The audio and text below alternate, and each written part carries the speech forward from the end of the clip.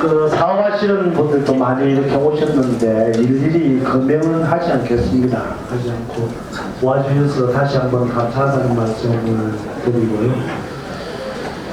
사실 저희들 리더십 제가 이제 지난 6월 30일 날 이제 시장을 그만두고 타이에 의해서 그만두고 이제 백수로 좀 있다가 한 몇 개월 지나니까 저는 그때는 막 이제 나도 이제 그만둘 때가 됐는가 보다.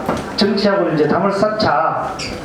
이래서 신문도 안 보고 TV도 안 보고 한 몇 개월 지냈어요.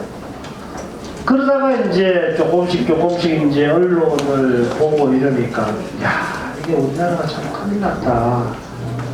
이런 생각들이 많이 들었습니다. 전에 제가 딴 데서도 이야기했지만 사실 요즘 이제 사람들이 보수다 진보다 이렇게 나뉘어가지고 꼭 무슨 진보는 좋은 것처럼 생각이 들고 보수는 나쁜 것처럼 생각이 들고 이렇게 사람들이 생각하고 있지 않습니까? 그래서 여론조사 같은 걸 이렇게 하면 내가 보수다라고 이야기하는 사람들이 소수인 것처럼 이런 여론조사 결과도 있습니다. 이거 정말 잘못된 겁니다. 보수라고 하는 것은 이념과 철학과 가치가 아닙니다, 여러분. 우리 사회를 이렇게 만들어 놓은 주역을 보수라고 하는 겁니다. 해방 이후에 70몇 년 동안을 우리가 정말 아무것도 없는 데서 열심히 노력하고 희생하고 후손들을 위해서 다음 세대를 위해서 정말 자랑스러운 대한민국을 만들어줘야 되겠다. 이런 일념으로 70년 동안 여러분들이 노력해서 만들어 놓은 이 대한민국 아닙니까? 그걸 누가 만들었습니까? 우리가 만드는 겁니다. 보수가 만드는 겁니다.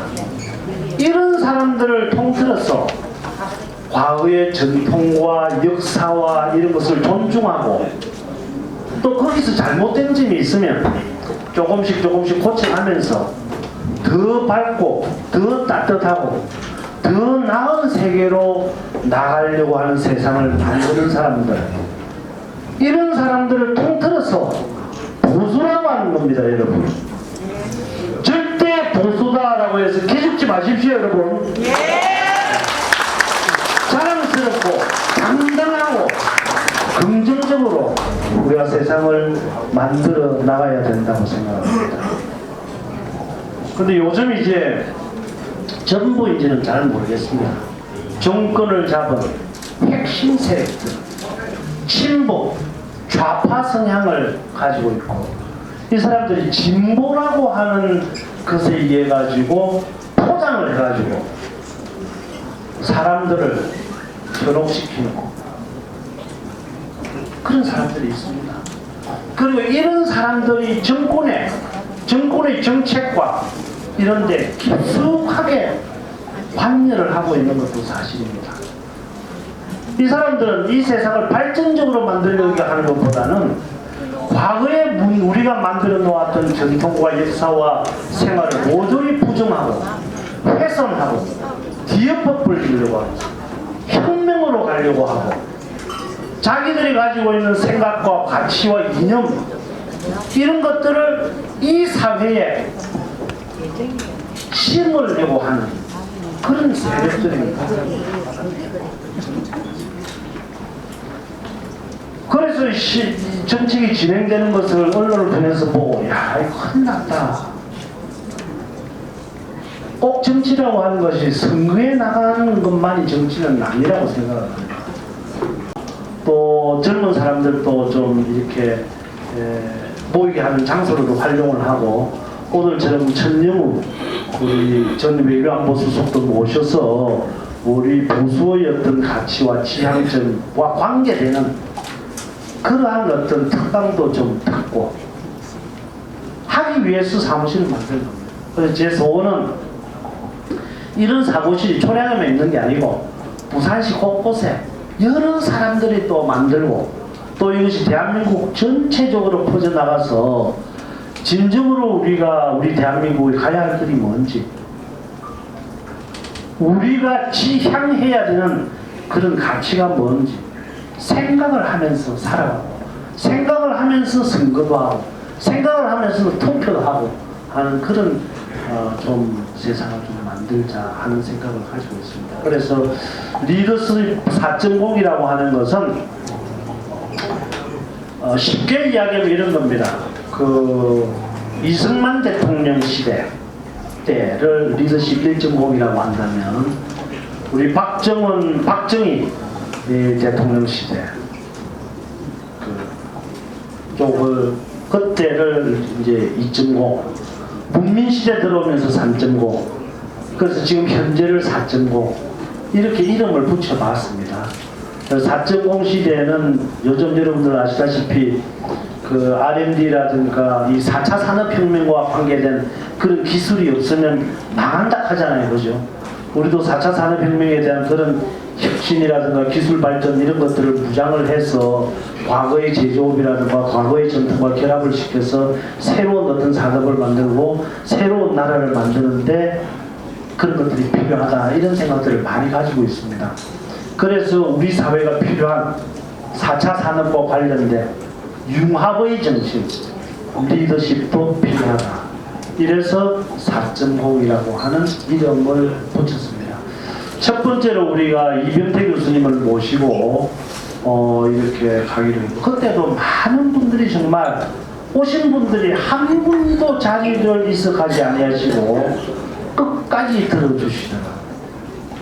아마 강의도 좋겠지만 도왔지만 우리 나라를 사랑하시는 여러분들의 어떤 생각이 그만큼 절절하기 때문에 그런 것이 아닌가 이렇게 생각합니다. 오늘 또 우리 전 외교안보 수석이십니다.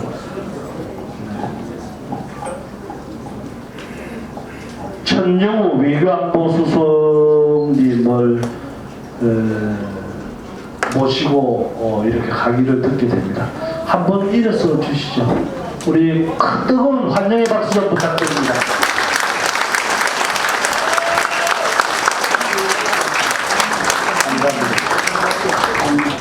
학교를 동아고등학교. 제가 제일 좋아하는 동아고등학교.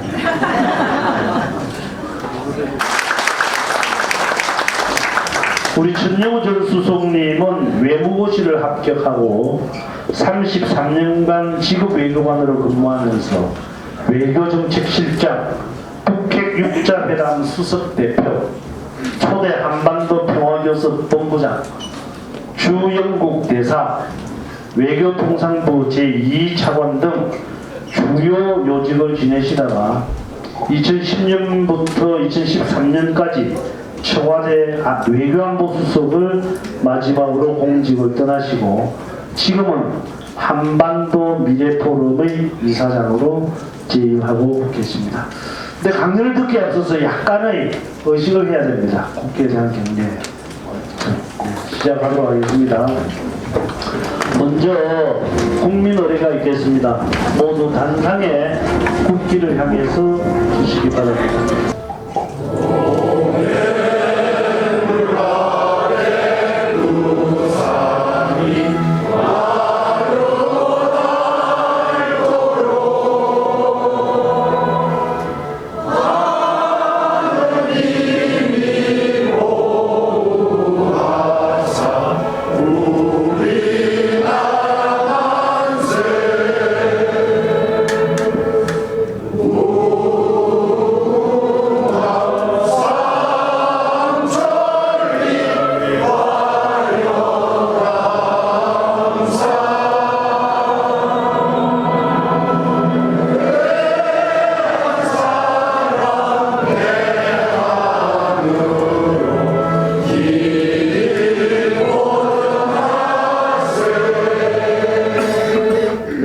앉아주시기 바랍니다. 감사합니다.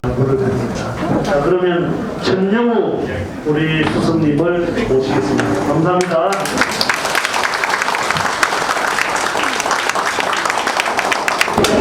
반갑습니다. 오늘 이렇게 많은 분들을 모인 거 보니까 나라 걱정하는 분들이 정말 많은 것 같습니다.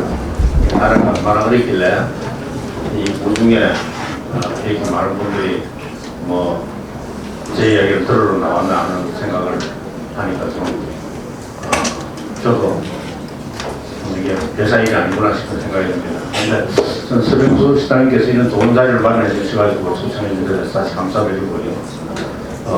저는 서 지장님 같은 공직에 계신 분들이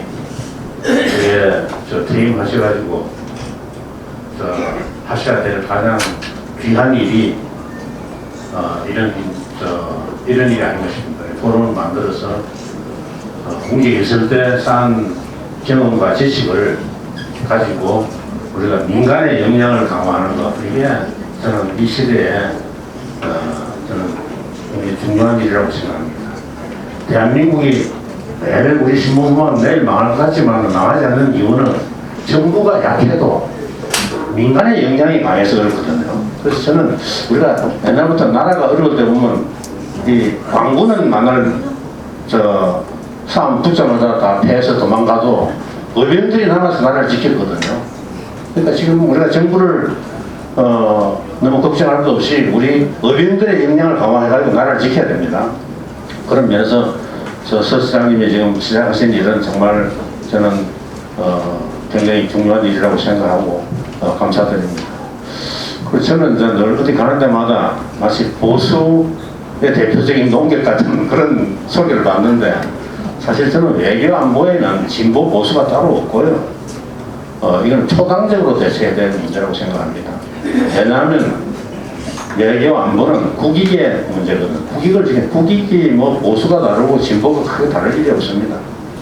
그 국익을 규정하는 기준이고 방법이 좀 차이는 있지만 큰 틀에서 대한민국을 어떻게 지키고 나라의 국익을 어떻게 신장하고 이런 문제에 대해서 저는 근본적인 차이가 있을 수가 없다고 보고, 어느 나라를 보든지 간에 외교안보 정책에 있어서는 항상 초당적인 그 협치가 이루어지고 있는 것이 특징인데, 유독 우리나라만 외교안보 문제에 있어서 이게 이 보수 진보로 나눠지고 이렇거든요. 그래서 저는 항상 가슴 속에 새기는 이 외교안보 정책에 대한 어떤 명언이랄까 이런 게 벌써 한 170년 전에 영국의 그 파머스톤 수상이 영국 그 하원에서 한 연설 중에 영국은 영원한 우방도 영원한 적도 없다. 영국의 국익이 영원할 뿐이다. 그 말을 했는데, 그게 저는 이게 어떤 외교안보 정책을 만들고 이걸 나라를 운영하는 데 하나의 기본 지침이라고 생각합니다. 그리고 또 한 가지 우리가 명심해야 될 게 뭐냐면, 이게 한 2400년 전에 벌써 그리스 역사학자, 요즘 많이 들어보는 투키디데스라는 사람이 한 말인데, 강자는 자기 할 수 있는 일을 하고 약자는 당해야 될 일을 당한다.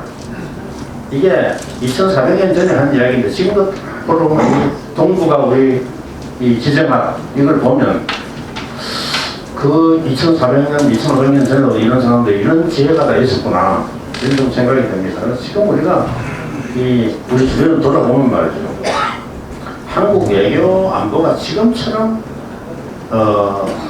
난맥상을 겪고 있고 사면 초과에 빠지고 고립무원의 상태에 처해 있는 저는 제가 청와대 2년 반 근무한 것까지 해서 제가 공직에 한 36년 있었지만은 제 기억에 지금 같은 위기는 잘 없었던 것 같은 생각이 들어요.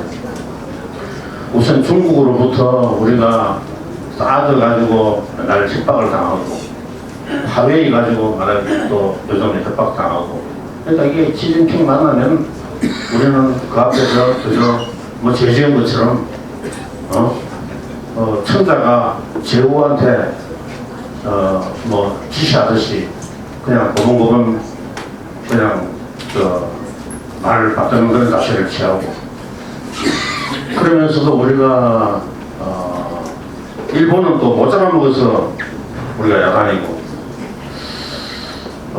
미국은 우리 동맹국인데 이거는 우리가 끝으로는 다 한미 간에 공조가 잘 된다 그러지만 소통도 제대로 안 되는 상황이 돼 있고, 한미 동맹은 지금 겉으로는 멀쩡해 보이지만 속으로 지금 큰 골병이 들어가고 있는 상태고, 예, 어디를 둘러봐도 지금 뭐 외교 안보 면에서 저는 뭐 안심할 만한 데 없습니다. 더구나 남북 정상회담 3번이나 해가지고 지금 나온 게 뭐냐, 결국 북한으로부터 능력과 조롱이나 받고 평화의 환상만 키워나지, 그 사이에도 지금 열심히 북한은 핵을 만들고 있습니다. 핵을 가지고 있는 핵을 펴지지를 못할 만큼 더 만드는 것도 지금 못 막아놓은 거거든요. 3번이나 지금 남북 정상회담을 하고 나서 이게 지금 그런 상황이고, 또 남북 정상회담 하면서 우리가 만든 남북 기본 남북 그 군사 합의서라는 게 내용을 자세히 들여다보면 한미연합, 북한 입장에서는 한미연합 훈련 못하게 만들어, 우리 단독으로 하는 훈련도 일정 규모 이상 되는 거 못하고, 제일 그 중에서 위험한 것은 북한이 우리를 공격하려고 해도 우리가 못 보게 해놓은 겁니다. 감시 정찰을 못하겠다 해놓은 거거든요. 심지어 판문점이 아니라 군사 공개선 남쪽 20km 이내에는 그게 무인 정찰 기구가 아니라 풍선도 못 띄우게 해놨습니다. 풍선이 더 띄어나야 북한이 우리를 해치려고 하는지 뭔지 볼 수가 되는데, 우리가 뭐 공격하는지 받는 당신들 보지 마라, 여기 얘기하면 이게 독인지 아닌지 모르고 도장을 찍어놨거든요. 어쩌다가 이런 꼴이 됐나 생각해보면 참 저도 많이 한탄이 나오는데, 우선 외교 안보 전략이 전혀 없다. 국익이 뭔지를 알아야, 우리한테 덕이 되고 뭐 손해가 되고 하는 걸 알아야 이걸 전략을 세울 수가 있는데, 저는 이게 피하 구분도 잘 안 되고 독과 약도 잘 구분이 안 되고, 뭐가 우리한테 덕인지 어떤 건지 그걸 잘 구분을 못하는 거, 이게 큰 문제고, 또 세상 대세를 잇는 안목이 저는 부족하다고 봅니다.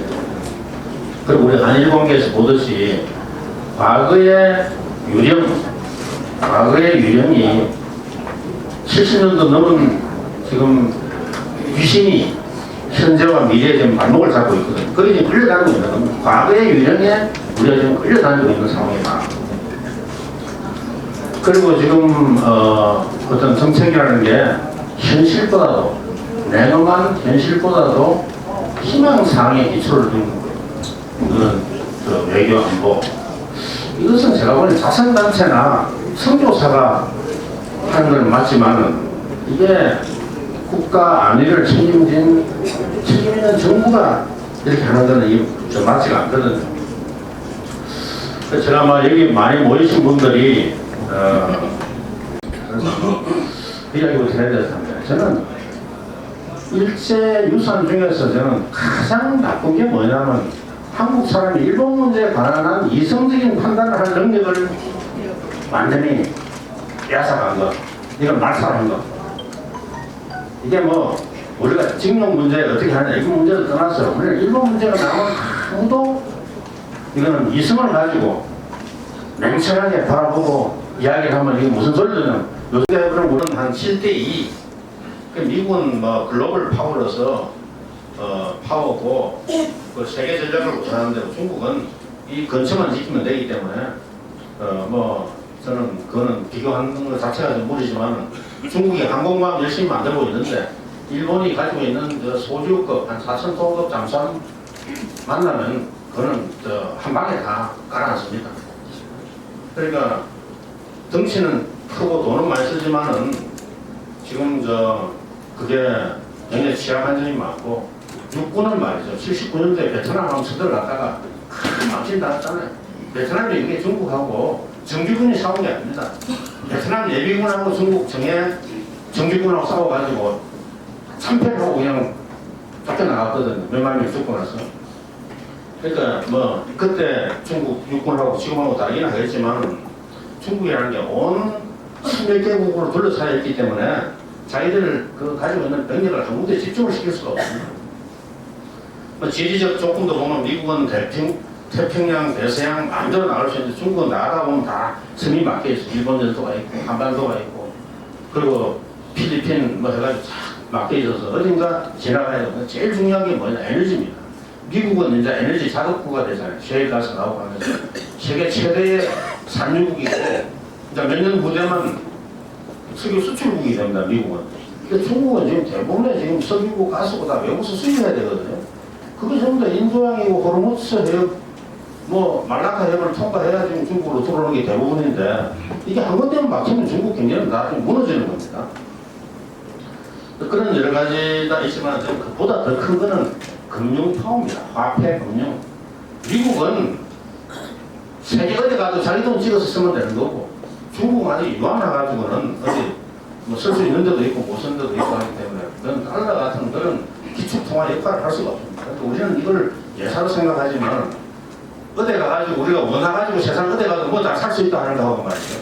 한국 돈 가지고 야 이거 외국 돈 달러나 뭘 엔화를 바꿔야 된다. 이게 통화가 전 세계 어디 가도 이거는 다 쓸 수 있는 통화를 가진 나라하고 야 이 돈 가지고는 뭐 유한 와가지고 달러가 없냐 유로가 없냐 이러 가지고 바꿔야 되는 나라하고 이거는 금융 파워가 다르다. 그래서 미국이 지금 중국 제재하고 하는데도 달러 거래 시스템에 못 들어오게 하면 중국 은행 다 망하거든요. 달러 거래 안 하면 중국이 뭐 세계 아무리 자기 자산이 뭐 크다 하더라도 어떻게 살아남겠니? 그러니까 이런 여러 가지 취약점이 있는데 우리는 너무 좀 공중성에 걸려가지고 중국 한마디 하면 그냥 옛날에 우리가 저 중국에 조공 바칠 때 하고 지금 우리 DNA가 아직도 살아있는지 이 중국이 한마디 하면 그냥 완전히 끔뻑 죽는 형태고 일본이 한마디 하면 별 이야기 아닌 것도 감이 어디다 대고 지금 대전이나 이러고 그냥 보내주고 이게 우리 완전히 정부 반대로 하고 있는 거거든요. 어떻게 보면요. 또 우리가 어떤 누구 편 들어야 되느냐 뭐 시간이 좀 많이 가기 때문에 제가 좀 하고 싶은 이야기를 말씀 간단하게 이야기하면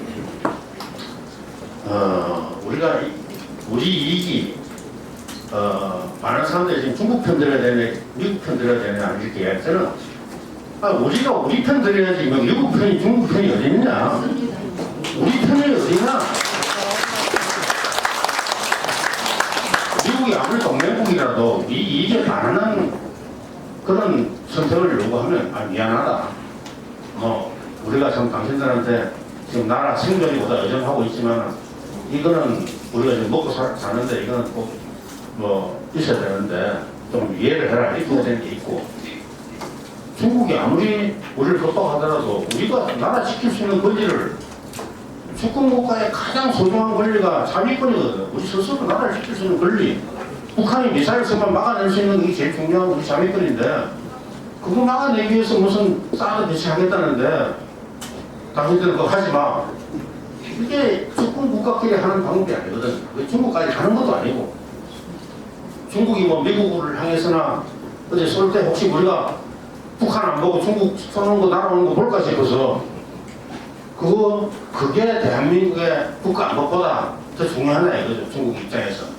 그런 나라하고 우리가 어떻게 우호관계를 유지할 수 있느냐 이걸 생각해야 되고 그리고 우리의 국익을 그러면 어떻게 판단해야 되느냐 이걸 판단하는데 우리가 가장 저는 중요한 하나의 기준이 뭐냐 하면요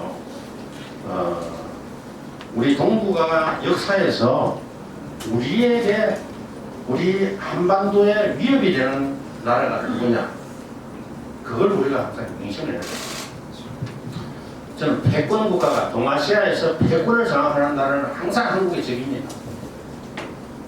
일본이 메이지 이후에 청일전쟁에서 청나라한테 이기고 러일 전쟁에서 러시아를 패배시키고 하면서 동아시아 패권을 장악하기 때문에 우리는 패권 세력 일본이기 때문에 우리가 일본한테 피해를 입은 게 아니고 그 당시에 일본의 패권을 아무도 견제할 나라가 없었기 때문에 우리는 일본의 식민지가 되고 우리는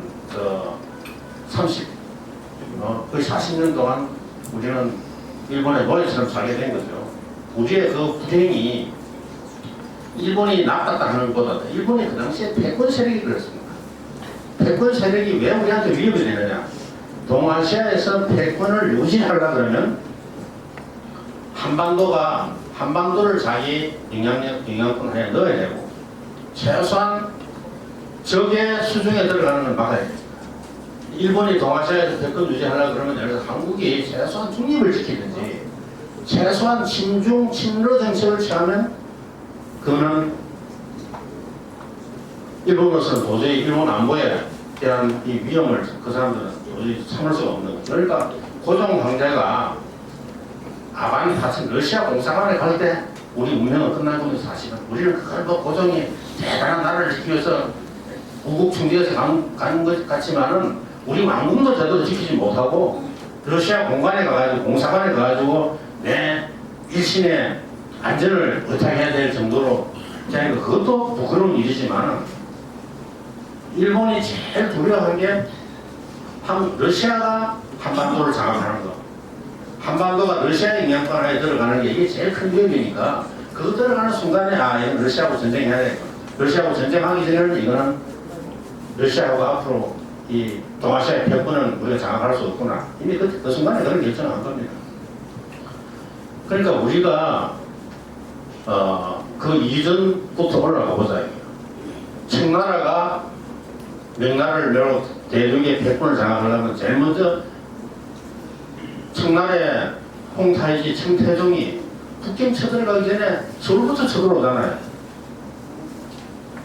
조선을 이걸 배후를 중국 편에 청나라 편에 딱 확보를 해놔야 명나라를 쳐들어가더라도 배후가 안전하거든.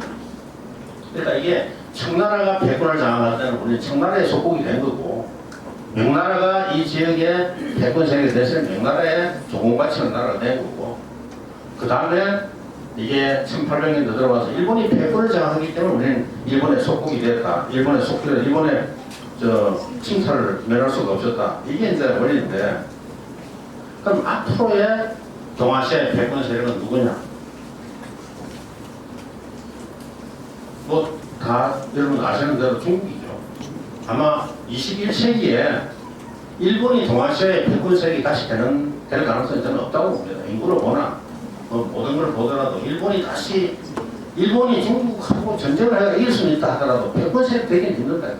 중국이 완전히 망하지는 않는다면 뭐 중국이 망할 가능성도 완전히 배제할 수는 없지만 그러나 지금 상황에서 국력을 비교한다든지 이런 걸 모든 걸 볼 때 중국의 패권이 앞으로 50년, 100년은 간다고 봐야 돼요. 그 동안에는 우리 한반도에 대한 북한을 빼고 나면요. 한반도에 대한 가장 큰 위협은 새로운 신형 패권 세력인 중국에서 와야 돼. 중국에서 온다. 우리 이걸 잊어버리면 또 과거에 유력에 사로잡혀가지고 자 일본에 또 우리 치고 들어올까? 우리가 또 일본은 또 식민지가 돼. 이건 쓸데없는 걱정입니다.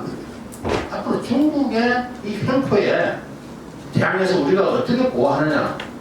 이게 옛날 같으면 말이죠. 옛날 같으면 예를 들어 옛날이라는 게 한 100년 전에 같으면 우리가 이 지역의 패권 세력하고 한테 가서 엎드리는 수밖에 없어요. 우리 살아날 길이. 그래서 일본의 패권에 우리 중국하고 청나라하고 손을 잡는다고 해서 이길 수가 없고 러시아 끌어들여서 손 잡는다고 해서 일본의 식민지가 이길 수가 없잖아요. 그러니까 사실은 우리는 일본의 식민지가 된 건데 지금 20세기 후반에 와서 달라진 게 뭐냐? 역외 세력하고 동맹을 맺었어요. 옛날에는 그 당시에는 동맹을 맺어봐야 소용이 없었습니다. 동맹을 맺는다 해서 그 패권을 저지할 힘이 없었거든요. 우리가 청나라가 패권 장악한다고 그래가지고 일본하고 동맹을 맺겠습니까? 일본이 힘이 메이지 이후에 패권 세력 한다고 해서 우리가 누구하고 동맹을 맺어 누구한테 우리 운명을 맡기냐.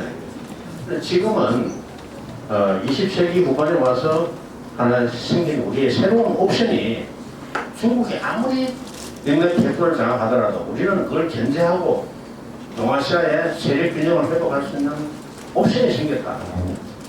그게 뭐냐? 미국이라는 동맹이 있고 그냥 미국은 또 여러 가지 범세계적인 다른 데 이익 때문에 중국하고 싸우다가도 또 중국이 협조를 받아야 되는 일이 있기 때문에 그때는 한국이든 일본은 동맹국의 이익을 희생하고 미국의 이익을 또 선택해야 될 순간이 오지만 이 지역에 있는 나라들은 일본이고 한국이고 무슨 베트남이고 인도는 세상이 아무리 바뀌어도 중국의 패권이 유지되는 한은 이거는 중국하고 손을 잡고 무슨 우리한테 적이 될 수가 없는 나라들이에요. 이런 나라들하고 우리가 손을 잡아가지고 중국의 횡포에 어떻게 대항할 것이냐 이걸 우리가 사실 걱정해야 되는데 지금 우리는 전 반대로 거꾸로 가고 있는 거예요. 그러니까 일본하고 어떻게 하면 우리는 이거 힘을 합쳐서 중국 앞으로 다가올 새로운 패권 세력에서 오는 위협을 어떻게 막아낼 것이냐. 우리 영국의 사례를 한번 보자. 영국이 나폴레옹 전쟁 때 프랑스하고 싸우고 그 이후에 나폴레옹을 사로잡아가지고 귀향을 보내고 그리고 그 이후에 거의 100년, 1차 대전까지 100년 동안에 계속 프랑스하고 전 세계에서 식민지 경쟁을 했잖아요. 영국의 제일 큰 적이 제일 큰 경쟁자가 프랑스고 또 러시아가 남아정책 해가지고 러시아의 이 기존 기득권을 침해하니까 그런 전 세계에서 러시아가 목매는 게 남아정책을 막은 거 아닙니까? 보스포러스고 다단에서 해협을 장악을 해가지고 터키하고 손을 잡고 지중해를 못 나오게 하고 심지어 이 먼 극동까지 와가지고 러시아가 그 영국 때문에 남쪽을 못 내려오니까 그 8,000km의 시베리아 철도 만들어서 극동으로 내려오겠다. 블라디보스톡을 통해서 극동으로 내려오겠다 그러니까 일본하고 동맹을 맺고 우리 근본도까지 점령해가지고 여기서 막겠다. 그 지금같이 이렇게 지금 뭐 통신이 발달하고 이런 시대가 아니거든요. 그러나 그게 독일이라는 새로운 위협이 생기면서 100년 동안 많이 경쟁하고 싸우던 불란서 러시아하고 손을 잡고 새로운 적에 대항한 거 아닙니까? 1차 대전 때 결국은 과거의 적들하고 손을 잡고 독일이라는 거는 영국하고는 왕실로 따지면 사촌간인데 다 빅토리아 여왕의 그 손자들이 왕을 하고 있는 나라인데 그 사촌, 육촌 간에 그냥 전쟁한 거 아닙니까? 남하고 손잡고 그러니까 그게 국익을 위해서 우리는 그 세상이 바뀌는 데 따라서 우리가 선택을 해야 되는데 우리는 지금 100년 전에 일어난 일 70년도 더 된 일 가지고 아직도 일본은 불구 대천의 원수로 생각하고 중국은 그냥 뭐 대단한 우리의 아주 천자인장 생각하고 우리한테 뭐 큰 해를 안 끼칠 나라로 생각하는 이게 나는 우리 판단에 큰 오류가 여기서 나올 수가 있다. 이런 앞으로 우리한테 적이 될 나라가 어떤 나라가 되는지 우리가 앞으로 경계하고 견제해야 될 나라가 어떤 나라인지 그리고 한국이 우리의 독자적인 어떤 행동 공간 그걸 확보하는 것은 이 지역에서 어떤 세력 균형이 유지가 돼. 어느 한 나라가 패권을 장악하는 속에서는 우리가 사실 선택의 여지가 그만큼 줄어들고 우리 스스로의 레버리지가 그만큼 축소가 되거든요. 그런 점에서 저는 우리 외교안보 전략에서 뭔가 이게 특히 중국과 일본, 미국 이 모든 관계에 대해서 우리 미래의 과거의 위협만 생각하지 말고 현재와 미래의 위협이 어디서 온 것인지 이걸 나는 기초로 해서 우리가 다시 한번 생각해 볼 때가 됐다. 이 정도로 말씀드리고 제가 제 강의를 마쳤습니다.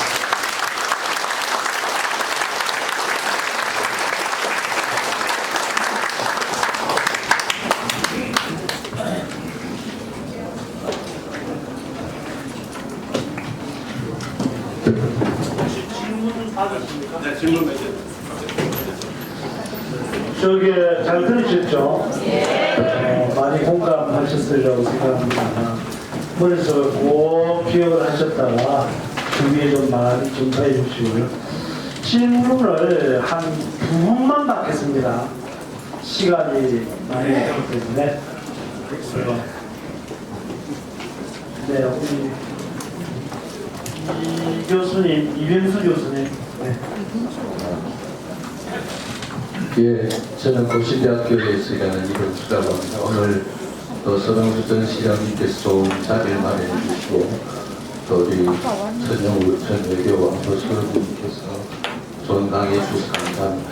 저는 첫 번째로는 일단 우리가 일본과의 관계에 있어서는 좀 더 합리적이고 이성적인 그런 접근을 해야 된다는 부분에 전적으로 공감을 하고요.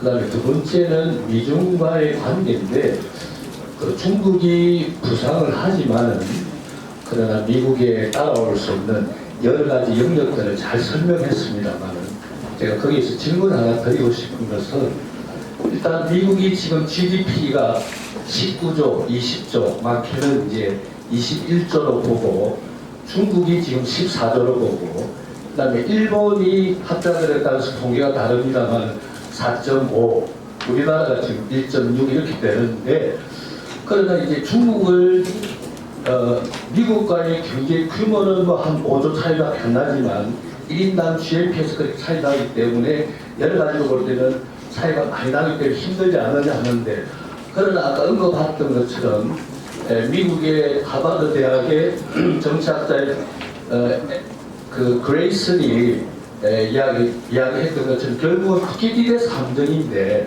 거기서 저는 중국이 많은 격차가 있지만 급속하게 따라오는 것 때문에 그 투키디데스 함정 때문에 하기 때문에 저는 그 차이를 우리 천 외교 왕복수님들 그렇게 크게 차이 보기보다는 따라오는 부상의 속도를 볼 때는 우리가 정말 경계를 해야 되지 않겠나 하는 그 부분에 대해서 답을 하나 주시면 좋겠고요.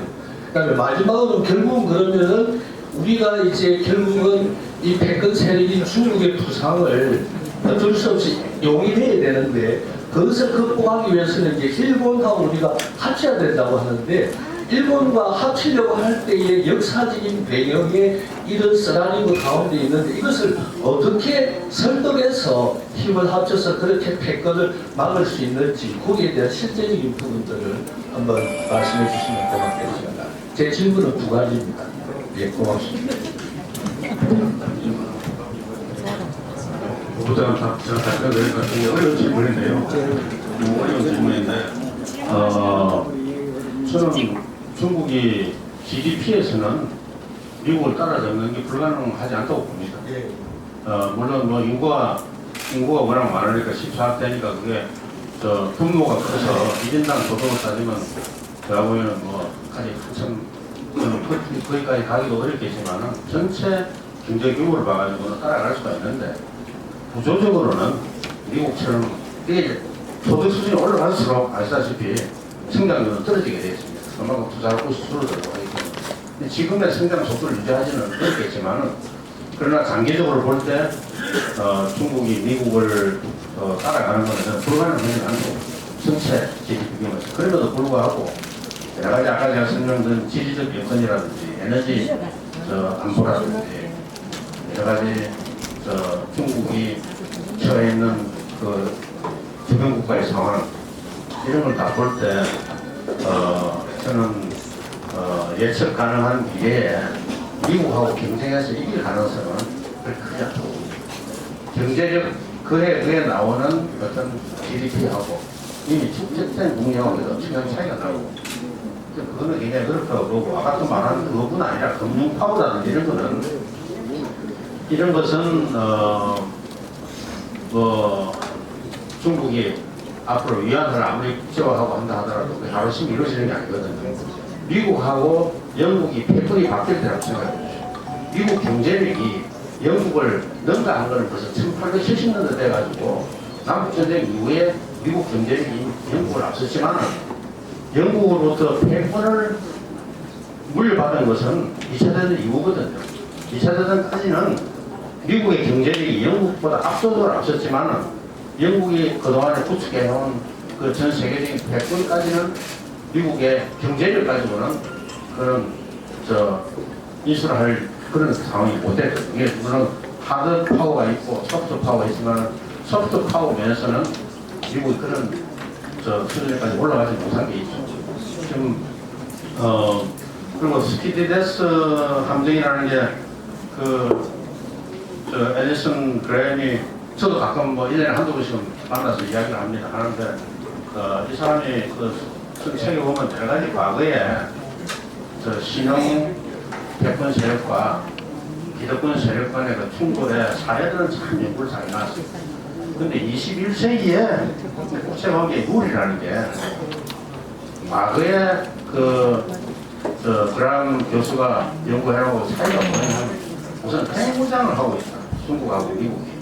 핵무장이라는 게 여러 가지 그런 전략적 계산을 바꾸기 때문에 그게 전면적으로 가게 됩니다.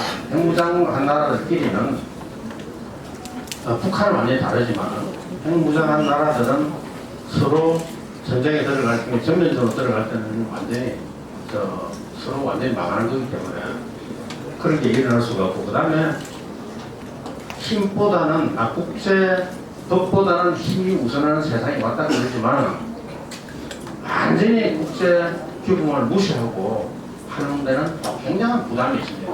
아무도 편을 안 들어줘요.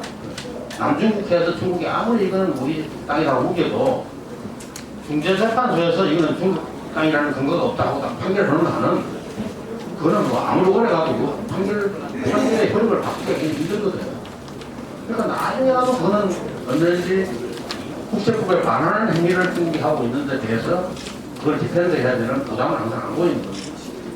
그래서 저는 그 브라운 교수가 걱정하는 그런 일이 뭐 아니라는 보장은 없다 하더라도 지금 핵 강국끼리 전면적인 어떤 군사 충돌이고 이런 거는 일어나기 전에 현실적으로 불가능하고 서로 미중 간에 서로 실력 대결을 하려고 남중국해에서 대항해 자유, 항해 자유 훈련을 하고 하지만 그리고 미국 정찰기가 중국 연안에 가가지고 정찰하다가 가끔 아니라 중국 전투기하고 가끔 공중에서 그 일촉즉발의 상황이 벌어지고 이런 위험한 상황은 많이 벌어지지만 실제 충돌이 일어났다 하더라도 그게 에스컬레이션이 되느냐. 그거는 우리가 전혀 걱정 안 할 일은 아니지만 가능성으로 보면 아주 낮다고 봅니다. 그러고 또 중요한 질문이 지금 그 한일 관계, 저는 한일이 그 동맹국이 될 수는 없고요.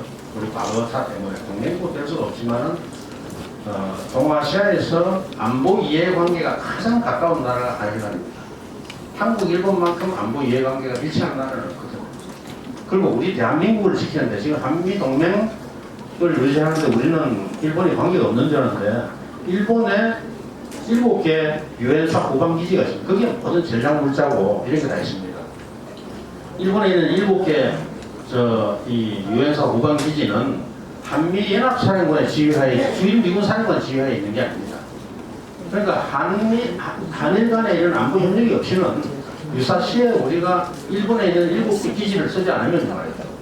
한반도에서 무슨 긴급사태를 대응할 능력이 우리가 현저하게 줄어듭니다. 거기 모든 전쟁 예비 물자고 산악이고 탱크고 모든 게 다 일본에다 한국에 있는 건 임시로 쓸 건 있지만 장기적으로 쓸 모든 전쟁 예비 물자라는 건 일본에 있는 7개 기지에 그것은 기념실해가지고 다 비닐을 씌워서 다 보관하고 있다가 무슨 일이 생기면 부산항에 들어와가지고 미국 군인들은 정원군들은 김해공항에 내려서 배낭만 메고 내려가지고 부산항에 들어오는 그 장비들을 몰고 올라간다. 이런 지금 개념으로 되어 있거든요. 그러니까 이게 지금 중국이라는 이거 없이도 우리가 북한 한반도에서 어떤 유사 사태가 생길 때도 우리가 한일 간에 이런 어떤 협조 없이는 실질적으로 우리 안보를 제대로 감당하기가 어려운 상황이 온다. 이것도 우리가 많은 국민들이 잊고 있는데 이게 굉장히 중요한 요소고요. 그리고 일본과 우리가 지금 군사 정보 보호 서로 정보 교류하는 이런 협약도 되어 있는데 이게 뭐냐 하면 일본 사람들은 아시다시피 걱정이 참 많은 사람들이거든요. 우리는 북한이 핵이 있어도 눈 깜짝 안 하고 사는데 일본 사람들은 이 북한이 노동 미사일 일본에서 오면 한국에서 오면 어떻게 하나 그렇게 하더라고. 지금 북한 상공에다가 북한을 감시하는 위성도 우리는 없이 미국 사람들한테 물어보고 그냥 대충 그러네 하고 왔는데 일본은 자기들 독자적으로 위성만 한 100개 지금 띄워놨어요. 북한만 감시하기 위해서. 띄워놓고 그 다음에 일본으로 날아오는 북한 미사일을 방어막을 3중으로 만들어놨어요. 일본 이지스 함에다가 고도 한 300km까지 올라가는 SM-3도 배치해놨죠. 그리고 육상에는 또 아주 그 저고도에서 여기 갈 수 있는 팩3도 있죠. 이게 그리고 또 육상에도 고고도 그 방어막을 지금 또 만드는 걸 지금 추진하고 있습니다. 그러니까 이게 이런 정도로 일본은 북한에 대한 또 정보가 우리가 얻는 정보도 많이 있어요. 그러니까 이런 모든 면에서 우리가 일본과 정보 협력도 해야 되고 사실은 여러 가지 해야 되는데 중국이라는 어떤 위협에 대응하는데 우리 혼자 감당할 수 있으면 우리 혼자 하면 돼요. 우리가 힘이 모자랄 때는 누구하고 우리가 동맹은 아니더라도 전략적 파트너가 될 거냐 하는 건 우리하고 이해관계가 가장 가까운다라고 하는 게 저는 그게 답이라고 봅니다. 네. 마지막으로 딱 한 번만 더 갖고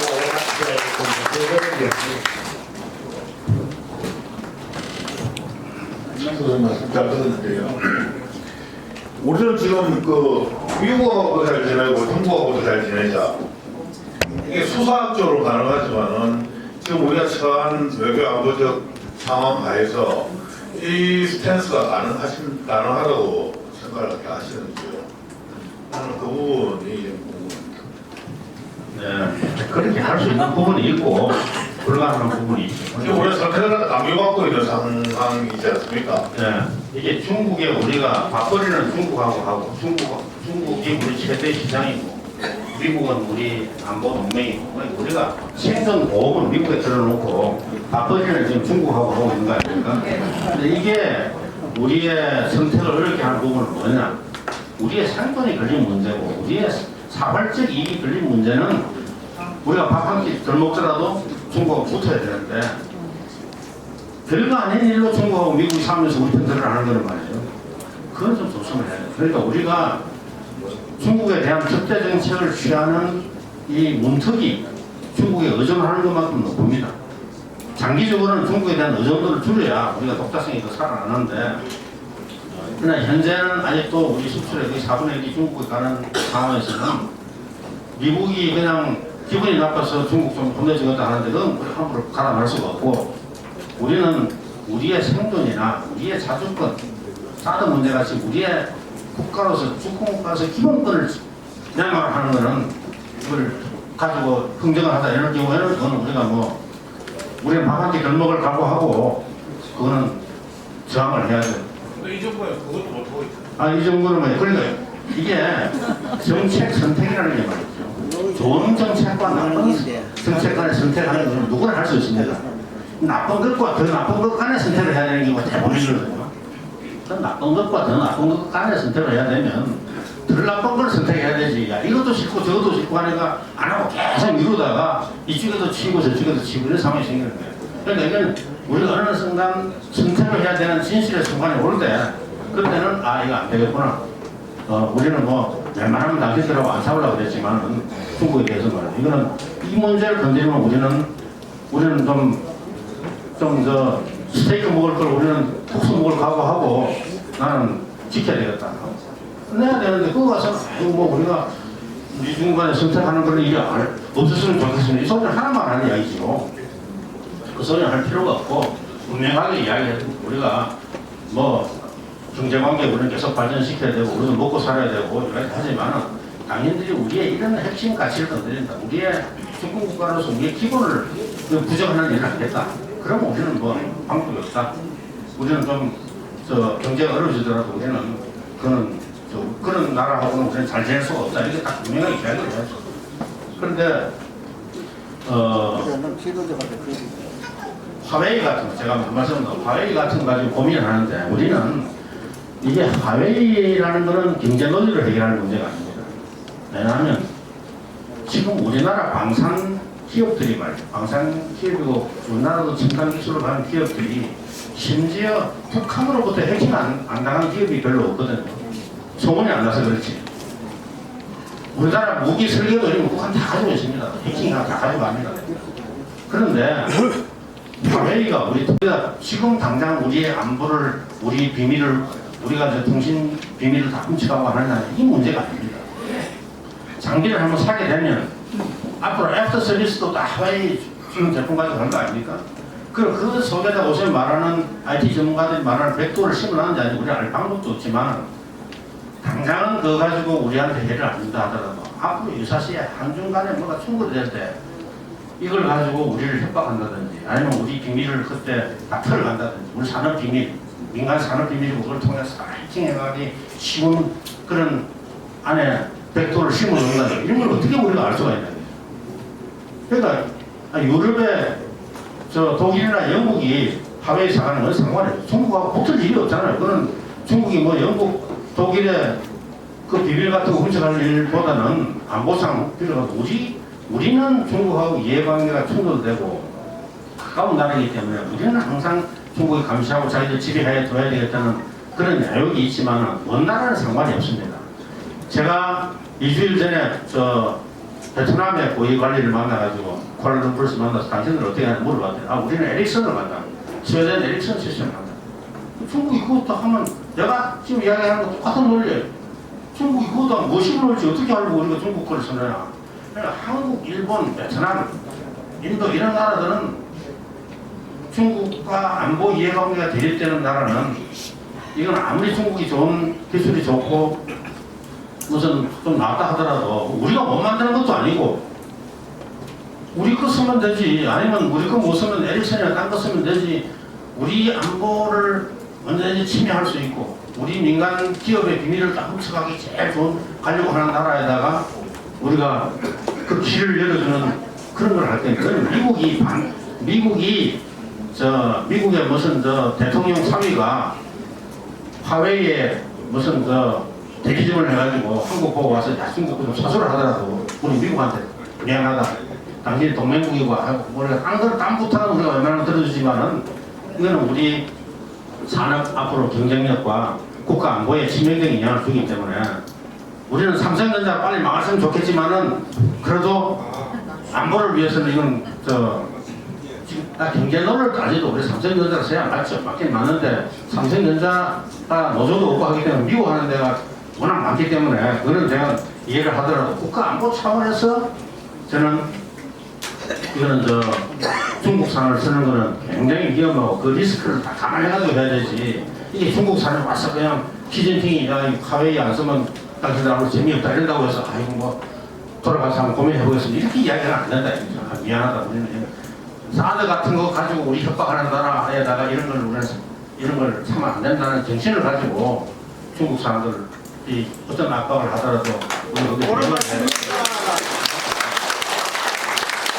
수고하셨습니다. 박수 좀 쳐달라고 하는데 미리 들어가시네요.